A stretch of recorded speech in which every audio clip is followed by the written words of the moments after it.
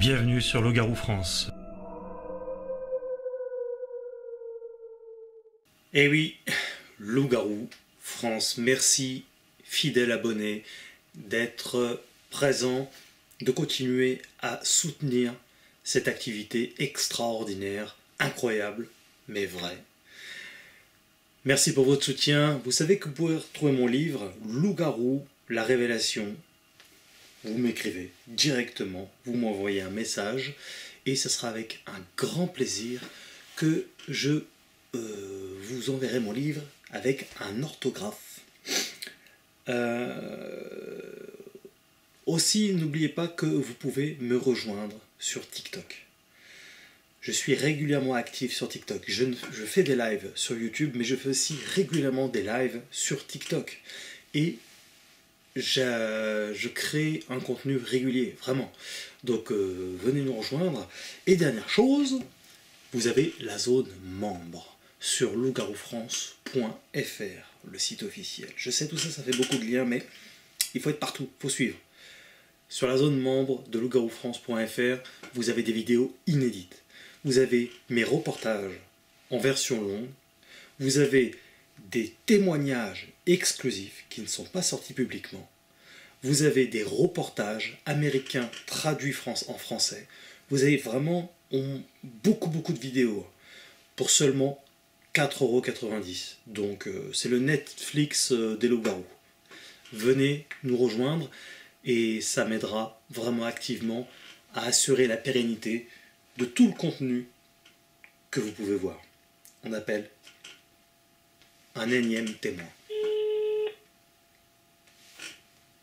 Oui, salut, c'est Morgane de Loup-Garou France. Oui, ça va? Merci beaucoup d'avoir accepté de témoigner. Tu es, comme j'aime le dire, un heureux élu. Tu as vu cet animal. C'est ça. Alors, où est-ce que c'était? C'était à Baugé-en-Anjou, dans une forêt adjacente à Baugé. C'est écrit comment? Oh là, je t'entends. Attends. B-A-U-G-E accent aigu. Alors, je t'ai mal entendu. Tu peux répéter? B-A-U-G-E Oui. accent aigu. D'accord. Alors, qu'est-ce qui s'est passé dans cette zone exactement? Ça, c'était quand? C'était mardi matin. Le mardi matin, c'était le 15, il me semble. Ouais, décembre 2024. Oui. Oui, le mardi 15 décembre 2024, c'est bien ça. J'allais au travail le matin, j'étais avec mon camion et en traversant une route qui était aux abords d'une forêt. Il était quelle heure? Il était 8h20, 8h25 dans ces eaux-là. D'accord. Et en conduisant, j'aperçois du côté droit de la route, donc dans la forêt, une grande ombre noire qui était là, posée là. Et en rejetant un coup d'œil sur la route, je re-regarde cette chose parce que ça a attiré mon attention, ça a attiré mon regard. Et j'ai vu cette chose se mettre à courir vers moi. Alors, totalement paniqué, stressé, j'ai crié tout seul dans mon camion, j'étais tout seul. Et cette chose arrivait à peu près au niveau de la route, à sauter le fossé pour sauter sur la route, juste à côté de mon camion. Et je lui ai passé devant. Après, je ne me suis pas arrêté, j'ai continué ma route totalement. Il est passé devant toi, c'est ça? Ou à côté de toi? Non, je suis passé devant lui. Vraiment, quand il a atterri sur la route, moi, je lui ai passé juste devant. D'accord, oui. Donc, tu aurais pu le shooter presque. Oui, pratiquement, oui. D'accord, il s'est arrêté sur le bas-côté, c'est ça? Oui, sur le côté de la route, en fait. Au moment où il a atterri sur la route, moi, je lui ai passé devant. Et je l'ai pas vu dans mon rétroviseur, j'ai regardé dans mon rétroviseur, j'ai pas vu, j'ai encore assez noir, donc j'ai pas pu le voir dans mon rétroviseur. Ouais, il a dû partir vite fait, entre-temps, ça a dû lui faire peur. Oui, c'est possible. Et il était sur ta droite ou sur ta gauche? Sur ma droite. D'accord, donc oui, il était assez proche de toi, là, en l'occurrence, quelques mètres.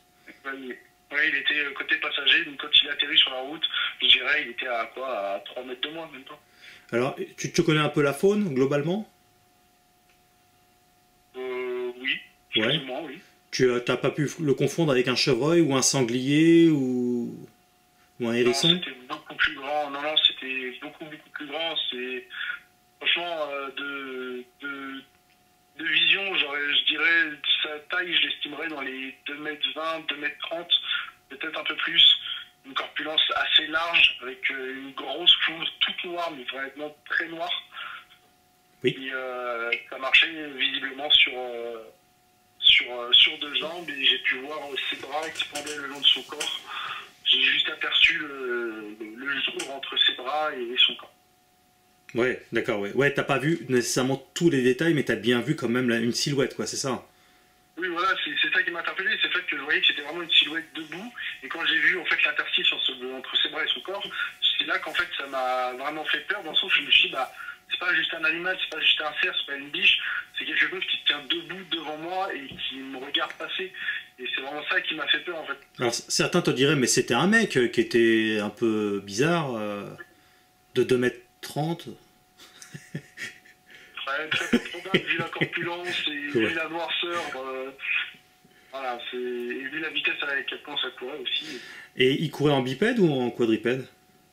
En bipède, oui. D'accord, ouais. Et tu l'as bien vu courir? Bah, j'ai vu faire des pas, j'ai vu ses pas, j'ai vu qu'en fait, j'ai remarqué qu'il courait dans le sens où, bah, quand je l'ai regardé, il s'était un petit peu, comment dire, penché en avant. En fait, comme quand on court, on a tendance à se pencher un peu vers l'avant, oui, pour prendre de l'élan.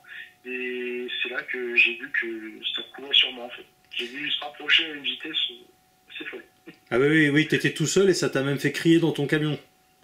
Oui, c'est ça, j'ai crié, je suis pas du genre à avoir peur pour rien, mais là j'avoue que là, j'ai crié. Pourquoi tu t'es pas arrêté pour aller lui dire bonjour? Bah, j'étais terrifié, ça m'a fait tellement peur, et il y a tellement de pensées qui me passaient dans la tête, donc qu'est-ce que ça pouvait être. En plus de ça, je rattrapais mon collègue un peu plus loin qui lui avait son camion et qui m'avait semé depuis plusieurs minutes. Et du coup, j'essayais de le rattraper et j'ai pas pensé à m'arrêter, tout ça, j'ai pas pensé du tout. Ouais, tu lui as dit à ton collègue ce que tu avais vu? Non, non, non, j'en ai parlé à personne le premier jour. J'étais tellement pas sûr de moi, de ce que j'ai vu. Ouais. Je savais pas comment mettre des mots sur ce que j'avais vu, donc j'ai pris une journée complète pour faire la réflexion de ce que j'avais vu tout ça. C'est le moment que je me suis décidé à en parler à mes proches. T'as pas eu le temps de filmer? Non, pas du tout, j'avais mon GPS, je connaissais pas du tout la route où j'allais sur un chantier, et du coup j'avais mon GPS qui était posé, j'ai pas eu le temps de le prendre. Et si ça venait à se reproduire par chance, enfin par chance ça dépend pour qui, mais en tout cas pour moi c'est une chance, tu te verrais sortir, aller filmer? Alors sortir peut-être pas, mais je pense que oui, je ralentirais, je pense que je m'arrêterais. Et je regarderai dans le rétroviseur si je le vois. Si je le vois pas, peut-être que j'ouvrirai la porte et je commencerai à filmer, voir si j'ai la chance d'avoir ces images-là. Mais je ne m'aventurerai pas très très loin du camion, quoi, histoire de vite pouvoir rentrer au cas où qu'il soit là. Ouais. Oui, ça t'a fait peur quand même. Hein. Oui, ça m'a vraiment terrifié pour le coup. C'est surprenant en fait, c'est inattendu, surprenant. Il y a tellement de choses qui se passent, il y a tellement de questions que je me suis posé à ce moment-là que. Quand tu l'as vu, tu t'es dit ça ressemble à un loup-garou ou pas? Non, pas tout de suite, je pensais pas du tout. Vraiment, ça m'est pas venu en penser à un loup-garou tout de suite. Moi, je me suis plus pensé peut-être un zoo ou un cirque qui serait dans le coin, qui aurait perdu peut-être un gorille qui se serait échappé ou quelque chose comme ça. Oui. Et j'ai fait mes recherches le soir et j'ai rien vu, j'ai vu aucun animal qui s'était égaré ou quoi. Donc, Bah oui. Oui, bah d'ailleurs, tu fais bien d'utiliser le mot gorille parce que c'est ce que j'explique dans mes travaux, c'est qu'il a 70% du loup et 30% du gorille. Donc le mot que tu utilises est tout à fait juste. Et, voilà. ouais. Et est-ce que tu as réussi à identifier la longueur de ses bras? Je vous dis, j'estime ça à hauteur, je dirais à 2,40 m.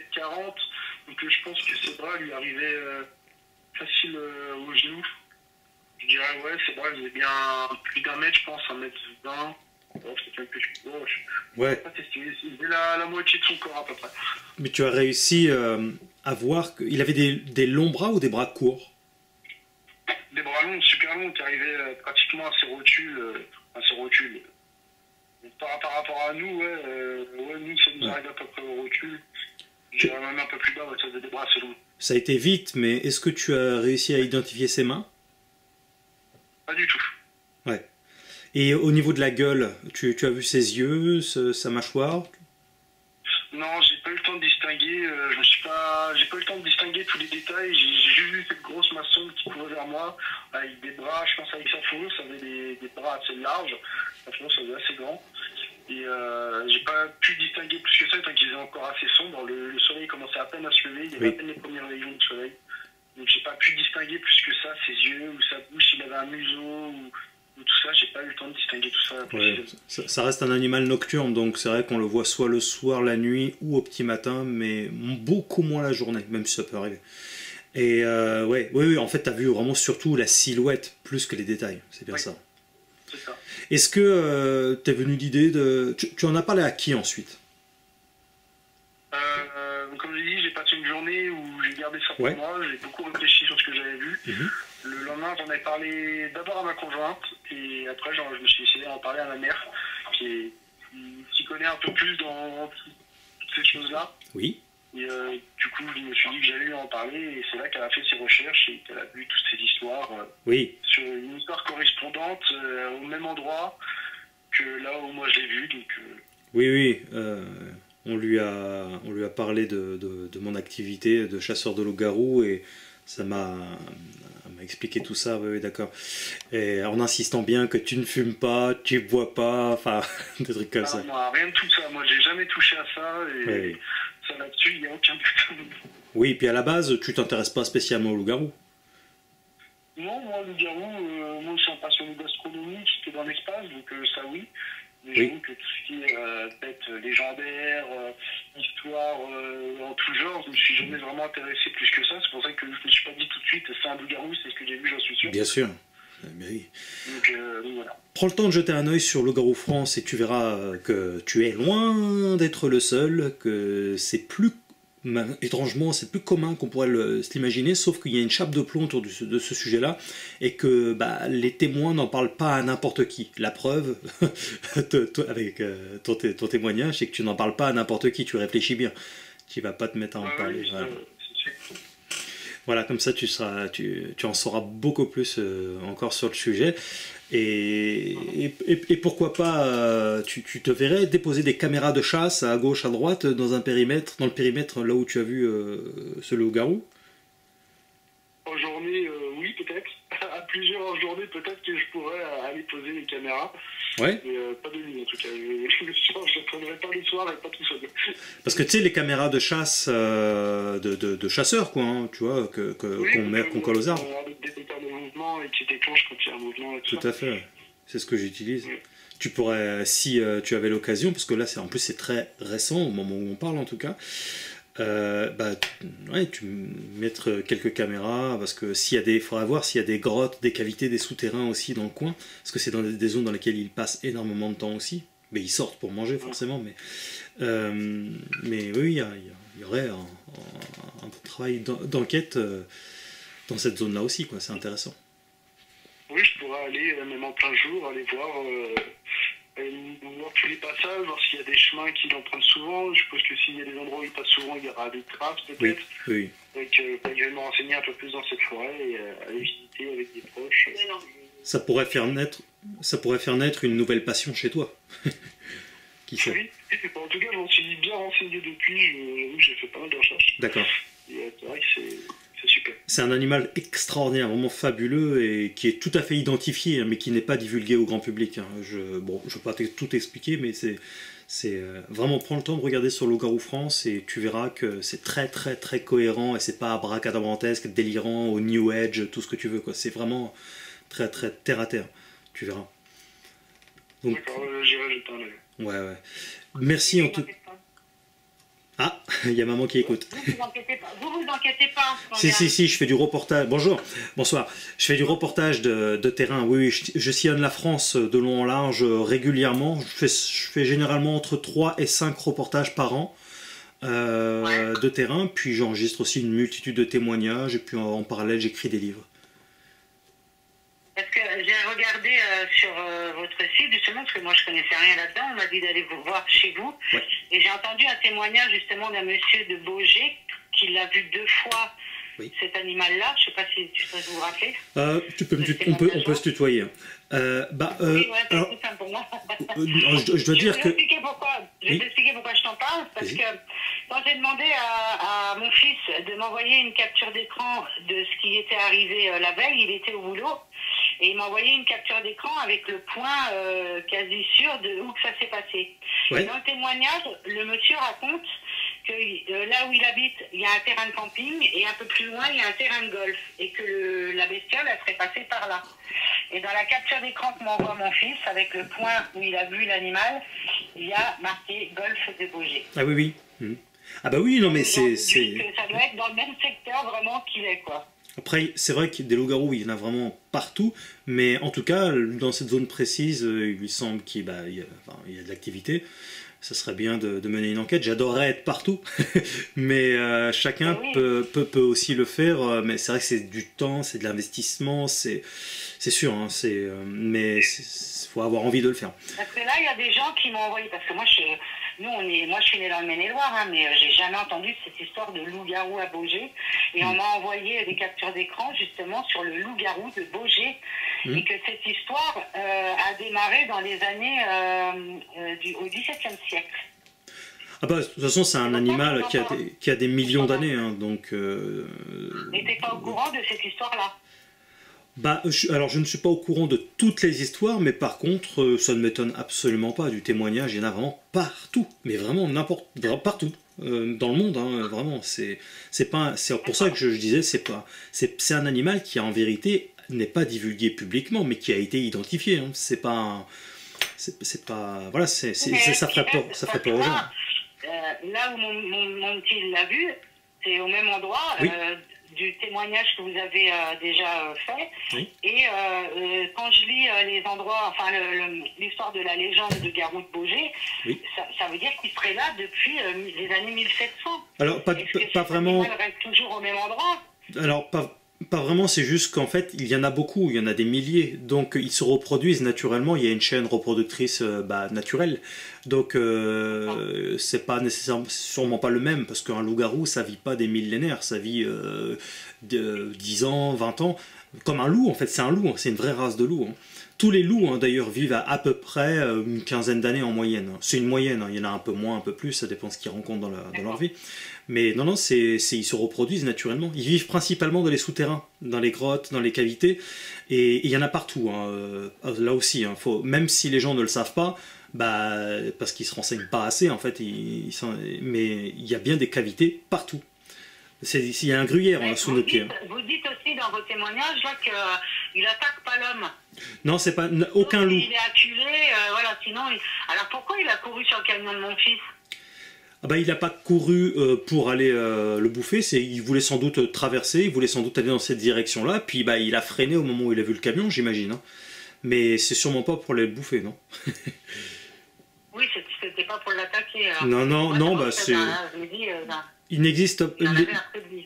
existe bien beaucoup de races de loups, et parmi lesquelles le loup-garou, et c'est pas naturel à un loup de s'attaquer à un être humain. Ça peut arriver, bien sûr, le risque zéro n'existe jamais dans la vie, mais globalement, c'est pas naturel à un loup, même si c'est un animal sauvage. Donc ils se méfient, c'est une question de survie pour eux. Ils savent qu'on est des prédateurs. Mais il est debout, pourquoi? Parce qu'il a... de l'humain, lui, il a, comme on dit, le loup-garou qui se transforme, là.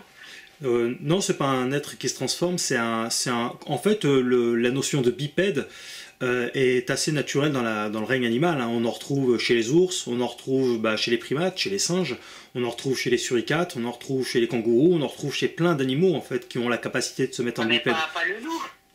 Le loup-garou, oui. D'autres races de loups, non. Mais par contre, le loup-garou, oui. Il y a plein d'animaux comme ça qui peuvent se mettre en bipède, c'est-à-dire pour impressionner ou pour se déplacer plus vite. Ça dépend de leurs caractéristiques morphologiques. Mais oui, ils grimpent aux arbres aussi, hein, les loups-garous. Hein. Ils grimpent ils montent très très très haut. Ils ont une détente d'enfer. Hein. C'est-à-dire qu'ils sautent plusieurs mètres de hauteur, de longueur. C'est des athlètes. C'est pour ça que C'est pour ça que c'est caché au grand public, hein, parce que c'est un animal extraordinaire, fabuleux, qui est loin d'être un animal comme à la télé, hein, évidemment. Ça n'a rien à voir. C'est pas un mec qui se transforme les nuits de pleine lune. Hein. C'est vraiment une race de loup qui descend du Éocène, c'est-à-dire donc de l'ère post-mésozoïque, qui a évolué différemment selon un contexte géographique qui lui était propre.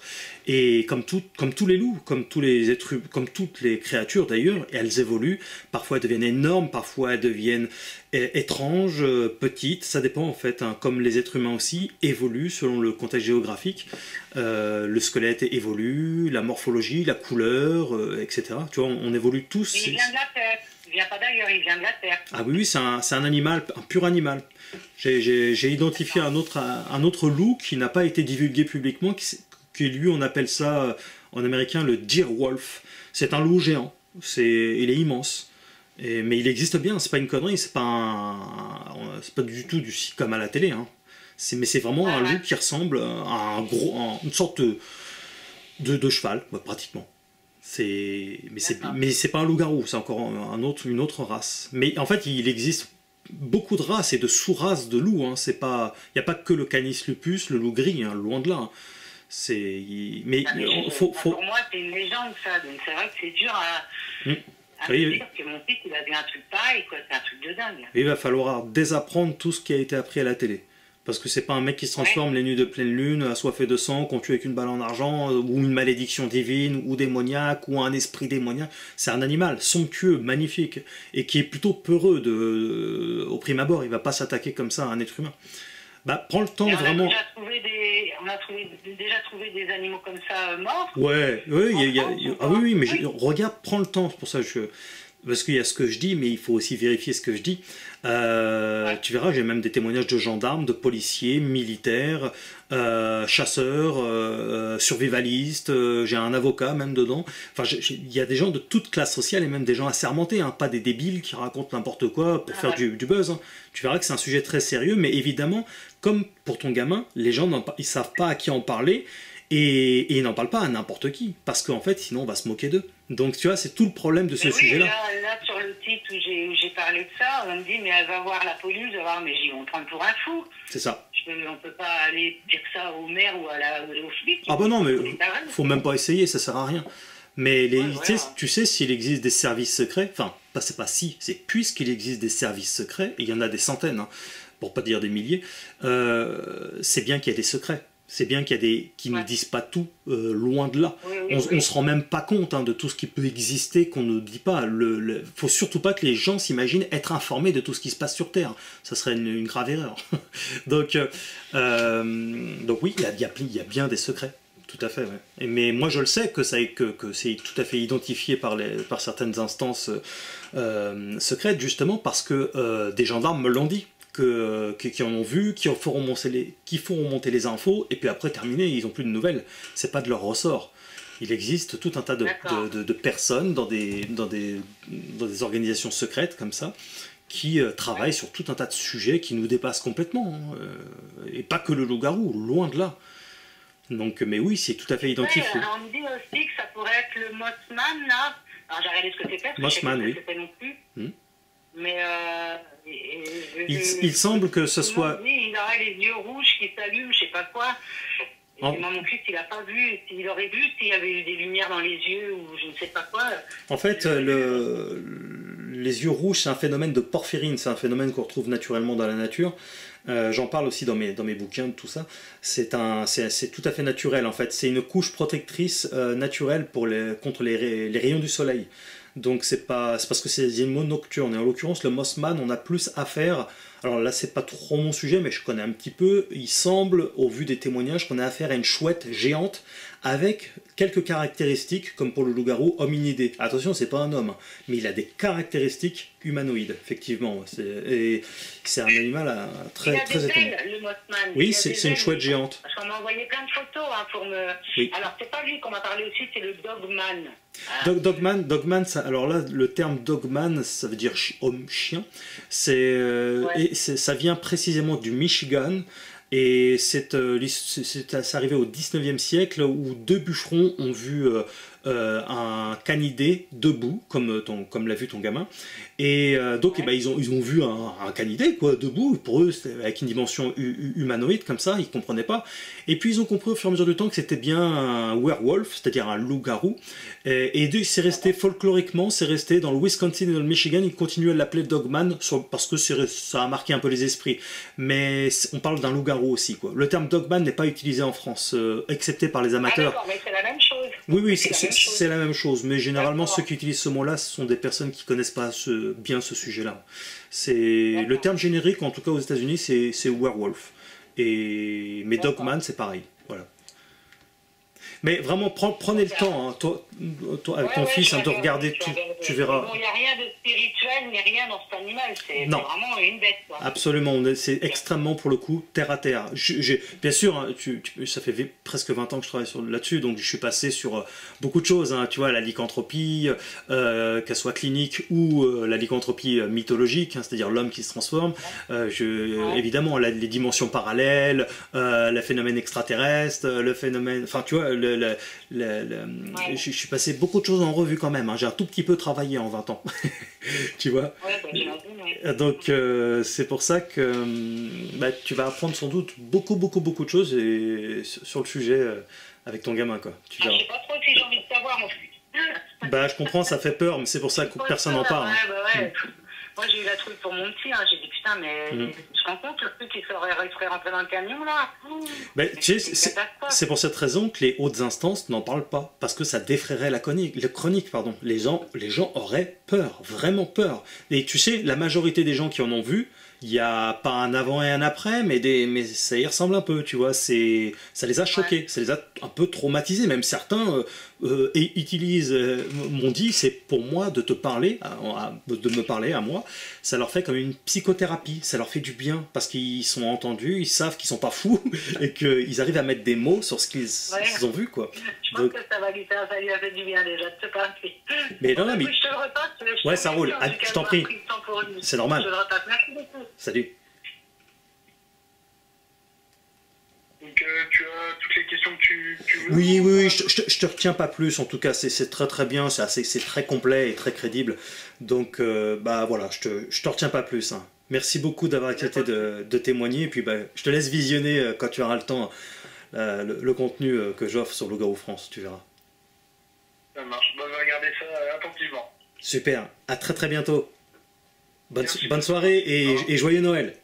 À bientôt. Joyeux Noël à vous aussi, au revoir. Salut.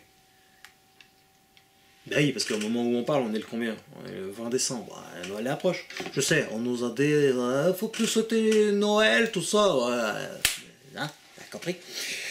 Voilà. Bon, c'était un témoignage, interview, du coup, entre guillemets, quoi. Mais c'est bien, ça permet de toujours expliquer certaines choses, même s'il y a beaucoup à expliquer.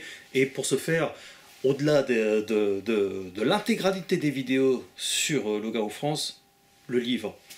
Hein. Vous savez, juste pour expliquer le contenu du livre, c'est que vous avez connu peut-être Loup-Garou la vérité, Homo lupus, l'histoire de Loup-Garou. J'ai contracté les deux livres avec des informations, je les ai améliorés. Il y avait même quelques petites fautes qui traînaient à gauche à droite. Je me dis, qu'est-ce que ça fout là? On a corrigé tout ça et